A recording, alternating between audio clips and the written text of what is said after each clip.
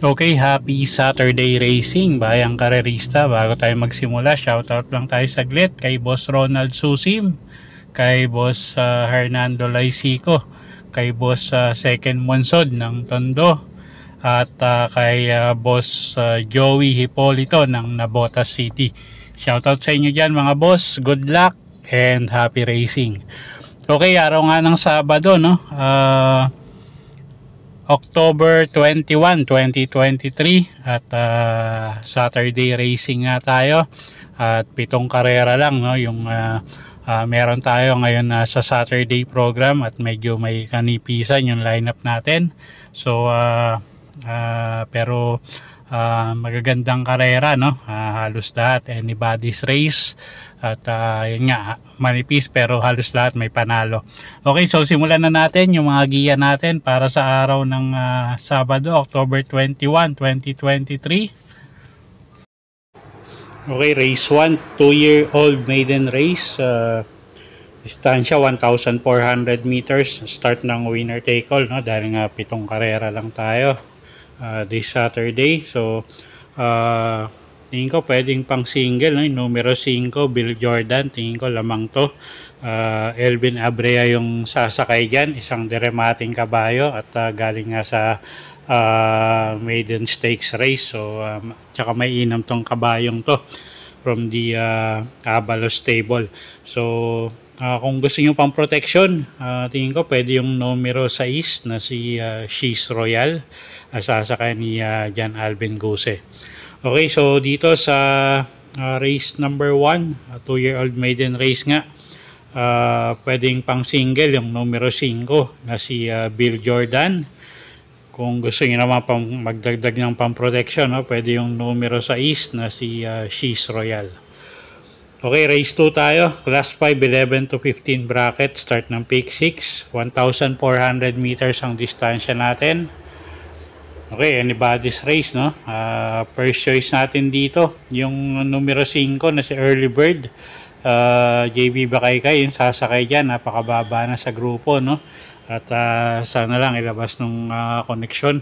At yun nga, siya na yung first choice natin dito. Second choice natin, isang diremating kabayo din, no? Yung numero 2 na si Magnifico, sasakay ni Apprentice Rider JC De La Cruz. Okay, isang diremate nga dahil medyo baka magkaroon ng lutsahan sa unahan, no? Yung numero 1 at numero 6 at yung numero 4 may konting tulin din yan. So lumagay tayo dun sa dalawang diremate. So dito sa race number 2, first choice nga numero 5 Early Bird, second choice numero 2 Magnifico. Okay, race 3 tayo, class 4, 16 to 21 bracket, 1-4 yung distansya natin dito. Start ng pick 5. Okay, anybody's race na naman to, no? Itong 6 na kalahok na to, lahat to may panalo. Okay, first choice natin, numero 1, El Mundo. Sasakay ni A.R. Villegas. Medyo consistent yung mga takbo niya, no? Kaya lang talagang natatapat siya sa medyo may iksing distansya. Pero consistent naman siya ngayon sa pagremate. So, siya yung first choice natin dito sa race number 3.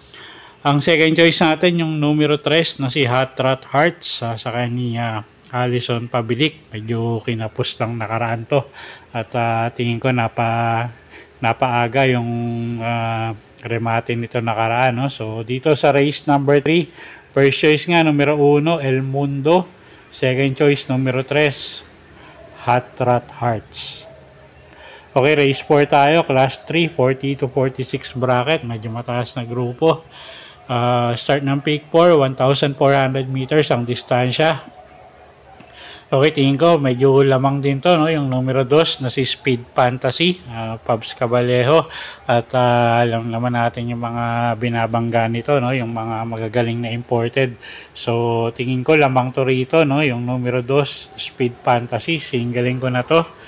Ngayon kung gusto nyo pang protection, tingin ko pwedeng magbigay ng laban yung numero 1 na si Prime Billing, na sasakay naman ni Patty Dilemma.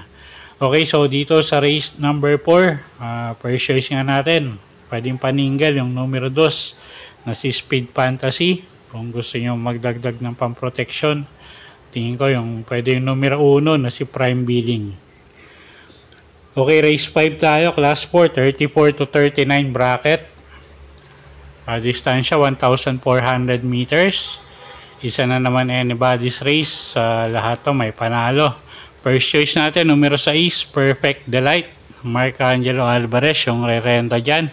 At medyo maganda yung numero niya ngayon. So, wag lang magkaroon ng aberya. Tingin ko, kaya-kayang isabay ito, no? So, siya yung first choice nga natin dito.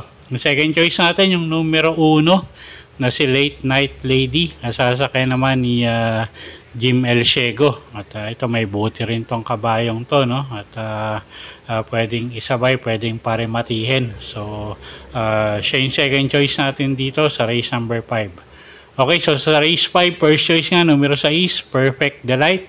Second choice, numero 1, Late Night Lady. Okay, race 6 tayo, penultimate race.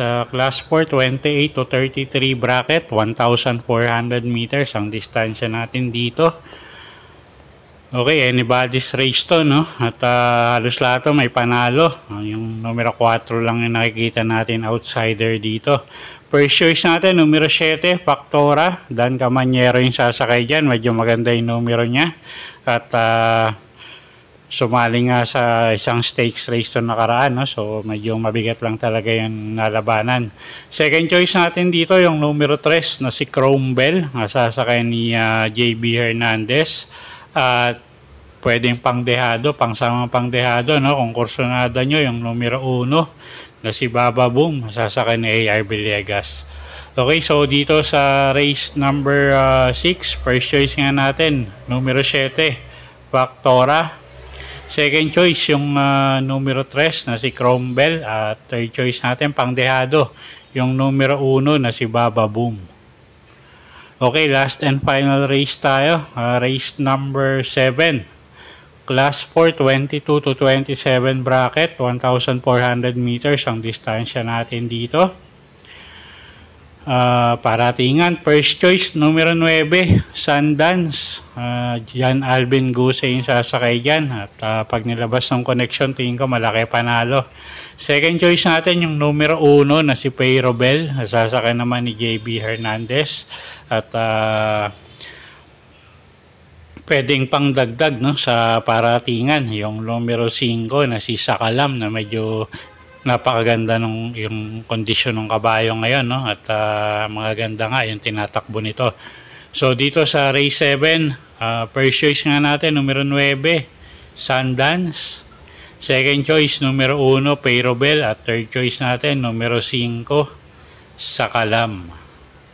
Okay, so yun po yung mga giya natin para sa araw ng Sabado, October 21, 2023. Sana po yung makatulong sa pagpili nyo ng mga tatayaang kabayo. Inuulit ko po, kayo pa rin po masusunod kung saan nyo itataya yung pinagpaguran yung pera. Good luck po at happy Saturday racing, bayang karerista. At happy weekend po sa inyong lahat.